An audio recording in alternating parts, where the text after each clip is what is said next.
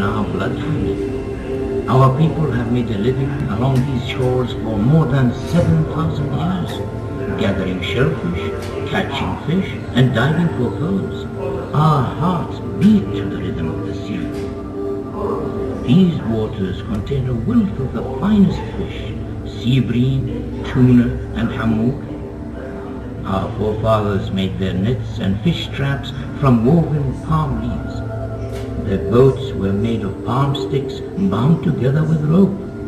Sudden storms and high winds meant that fishing was dangerous but rewarding work. Fish that wasn't eaten immediately was hung up to dry or preserved and sold. Some of it we ate, and some we exchanged with traders for other things like tea and rice. Most of our homes were arish, made of date palm sticks and mats, although some were built with materials from the seashore, coral stone and lime cement. Their walls reflected the heat of the sun. Inside, the rooms stayed cooler in the midday heat.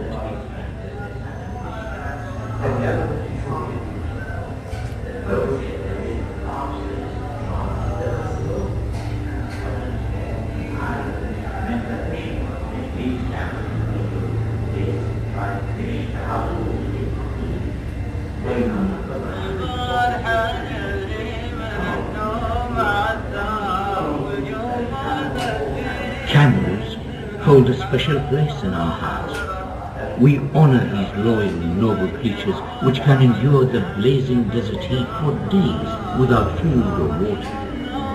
They are a vital source of meat and milk. Their dung is used as fuel. Their hair to weave tents, ropes and bags. Their leather to make straps and sandals. The camel is truly a gift of God, perfectly adapted to life in the desert.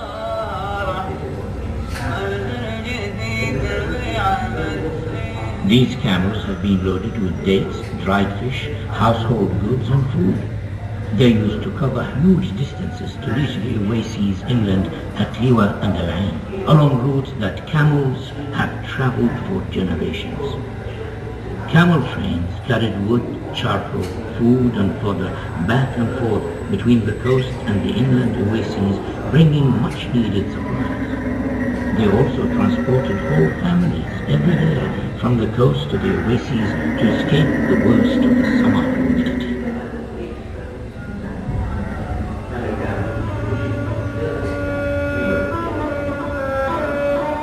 This is what makes camels happy.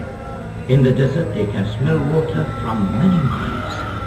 This oasis is fed by cool underground springs and a network of barrages, man-made channels which bring water from the mountains. Here we produce dates, cereals, vegetables, fruit and fodder. It's a kind of paradise, cool and tranquil. At night the birds settle in the safety of the trees and you have to keep a watchful eye for the snakes and scorpions. The camel-raising bedouins were nomadic during the months of good grazing and would settle around oasis wells in the summer. Many would live in traditional desert tents made of woven cloth.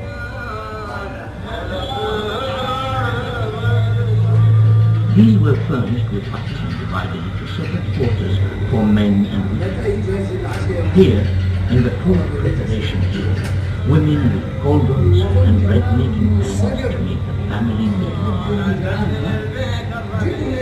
Next door, in the majlis, the men's quarters, the men would meet in the evening to talk and drink coffee.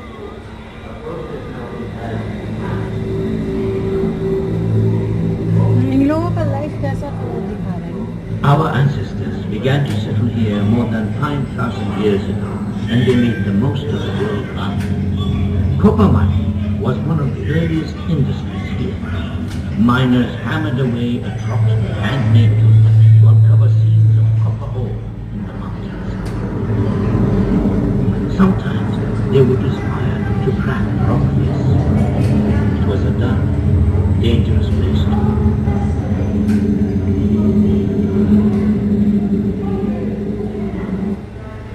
Once mined, the copper ore was heated to separate the copper from the ore, a process known as smelting. Molten liquid copper was poured into molds to make tools, weapons and jewelry. Once the castings had cooled, they were hammered into shape.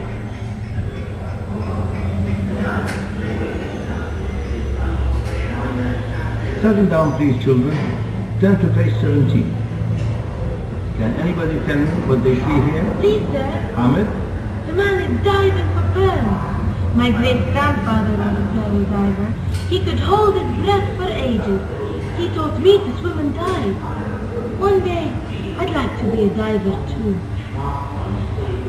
I told you, Hamid, the sea's in our blood. Sharp corals and low breathing water. But a lucky girl might establish a family's fortune. To keep their spirits up, the Niham would chant to inspire the pearls, leading them all in songs which marked each stage of their work.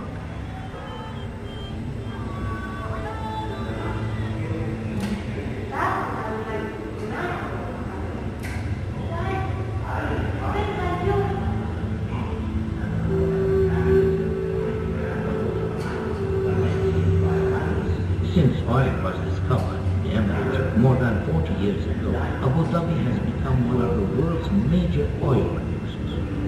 Much of this oil comes from under the sea. A network of offshore drilling platforms taps into vast reserves. Abu Dhabi currently has around a sixth of the world's oil and gas.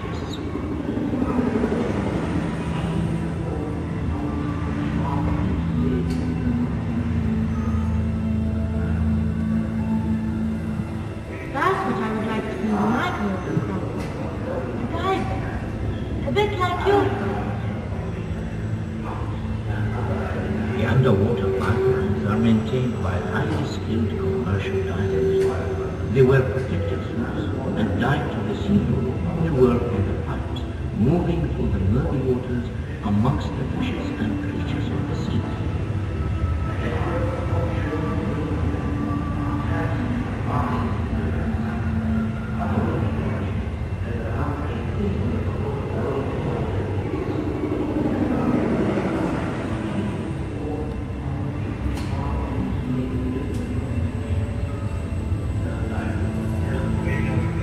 It is hard, skilled work on the oil drilling platforms.